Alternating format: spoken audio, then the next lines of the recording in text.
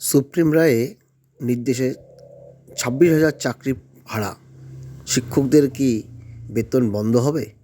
কি বলছে সবার কি মতামত, সেই নিয়ে আজকে আলোচনা।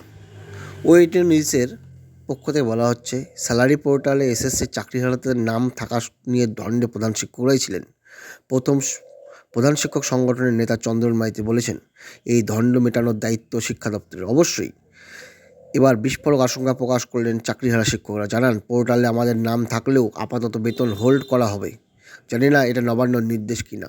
যদিও চন্দন মাইতি সহ একাধিক প্রধান শিক্ষক ও তাদের জানান, আমাদের কাছে কোনো ধরনের লিখিত অর্ডার আসেনি। একটা সাধারণ অঙ্ক বোঝা দরকার।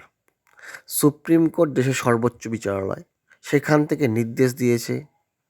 সেই নির্দেশ পালনের সম্পূর্ণ দায়িত্ব রাজ্যের প্রশাসনের। রাজ্যের প্রশাসনের